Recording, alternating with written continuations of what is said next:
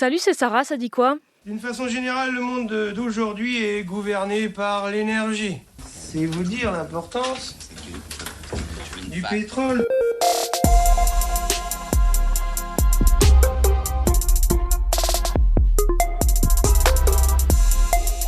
Avec un peu de retard, la COP28 est arrivée à un projet d'accord qui appelle à une transition hors des énergies fossiles pour atteindre la neutralité carbone en 2050.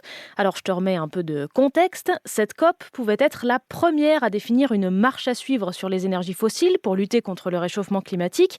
L'enjeu, c'était de savoir si dans le texte de l'accord, on allait parler de sortie des énergies fossiles ou si on allait employer un autre terme moins fort mais qui plaise un peu plus à tout le monde, notamment aux pays producteurs de pétrole. C'est nul!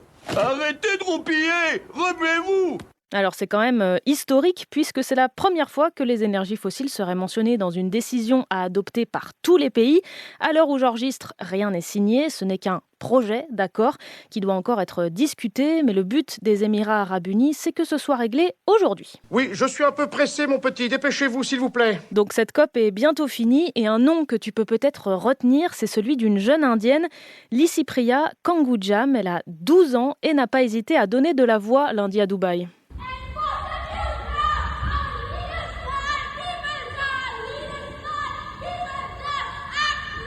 Agissez maintenant, voilà ce qu'elle dit. Elle a fait irruption sur la scène d'une conférence à la COP avec un panneau sur lequel on pouvait lire « Arrêtez les énergies fossiles, sauvez notre planète et notre futur ».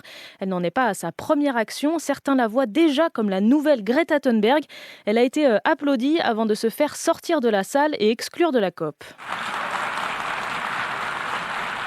Alors ouais, ça, ce sont d'autres applaudissements de cette nuit. À l'ONU, cette fois, l'Assemblée générale a voté hier soir pour un cessez-le-feu humanitaire immédiat dans la guerre entre Israël et le Hamas. 153 in favor, 10 against. Draft resolution has been adopted.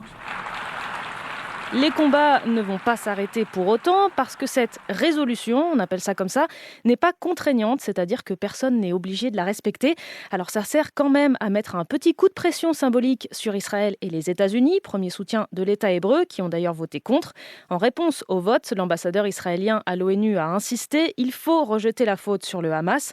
De son côté, le président américain Joe Biden a critiqué publiquement pour la première fois le gouvernement israélien, car il s'oppose à la solution à deux États.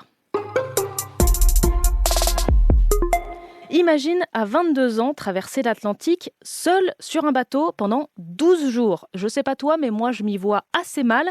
Pourtant, c'est ce qu'a fait Violette d'Orange, jeune skippeuse française dont on t'avait déjà parlé dans Ça dit quoi. Après avoir fait la Transat Jacques Vabre, elle est aussi rentrée en bateau, mais seule cette fois. Hello! Regardez, derrière moi, il y a un petit soleil, il y a des méga vagues et il y a du vent.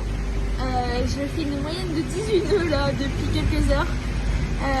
Tout droit vers l'arrivée parce que c'est le dernier jour. À très vite à Lorient, j'ai trop hâte. Et ça y est, elle est arrivée à Lorient cette nuit et malgré quelques soucis sur la route, elle termine 23e sur 32. Cette course, qui est sa deuxième traversée de l'Atlantique, ça s'appelle le retour à la base et c'est un pas de plus pour Violette vers la qualification pour le Vendée Globe, tour du monde en solitaire. Si elle prend le départ, elle serait la plus jeune femme de l'histoire de la course. Oh là là!